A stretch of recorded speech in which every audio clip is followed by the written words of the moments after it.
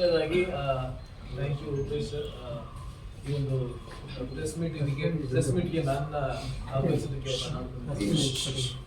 ಕನ್ನಡದ ಬಗ್ಗೆ ಮಾತಾಡೋದಕ್ಕೆ ಬಹಳ ಹೆಮ್ಮೆ ಆಗುತ್ತೆ. ಪ್ರತಿ ನಿಮಿಷದಲ್ಲೂ ಪ್ರತಿ ಸಮಯದಲ್ಲೂ ಕನ್ನಡ ಬರೀ ನವೆಂಬರ್ ಅಲ್ಲಿ ಮಾತ್ರ ಅಲ್ಲ, ಎಷ್ಟೋ ಜನ ನವೆಂಬರ್ ಸಮಯದಲ್ಲಿ ಮಾತ್ರ ಕನ್ನಡದ ಬಗ್ಗೆ ಹೆಚ್ಚು ಮಾತಾಡೋದು, ಕನ್ನಡದ ಬಗ್ಗೆ ಪೋಸ್ಟರ್ ಹಾಕೋದು, ಅಲ್ಲಿ ಇಲ್ಲಿ ಮಾತಾಡೋದು ಮಾತ್ರ. ಇದು ಬಹಳ ಒಂದು ಒಳ್ಳೆ ಮೂವ್ ನಿಮ್ಮ ಕಡೆಯಿಂದ. ಅಲ್ಲಿ ಅವಾಗ ಮಾತ್ರ ಅಲ್ಲ, ನಾವು ಪ್ರತಿ ನಿಮಿಷದಲ್ಲೂ ಪ್ರತಿ ನಡೆನಲ್ಲೂ ನಾವು ಕನ್ನಡದ ಬಗ್ಗೆ ನಾವು ಗೌರವಿಸ್ತೀವಿ ಅನ್ನೋದನ್ನ ನಾವು ನೀವು ತೋರಿಸ್ಕೊಡ್ತಾ ಇದ್ದೀರಾ.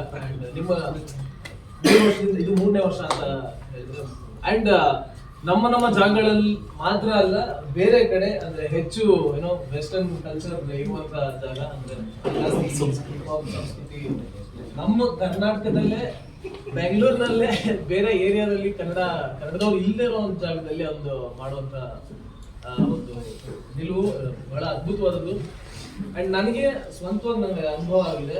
ಡಿನ್ನರ್ಗೆ ಅಂತ ಬೇರೆ ಕಡೆಯಲ್ಲೆಲ್ಲ ಹೋದಾರು ಕನ್ನಡದವರೇ ಅಲ್ಲ ಅನ್ನೋ ರೀತಿ ಅನುಭವಗಳಾಗಿದೆ.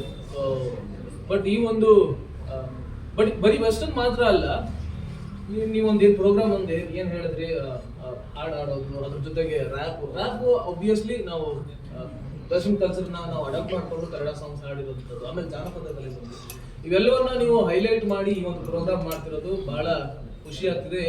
ಇದು ಈ ಒಂದು ಪ್ರೆಸ್ ಮೀಟ್ಗೆ ನಾನು ಭಾಗಿಯಾಗಿರೋದು, ಕನ್ನಡ ಬಗ್ಗೆ ನಾನು ಮಾತಾಡೋದಕ್ಕೆ ಇಲ್ಲಿ ಬಂದು ಕೂತಿರೋದು ತುಂಬಾ ಖುಷಿ ಅನಿಸ್ತದೆ.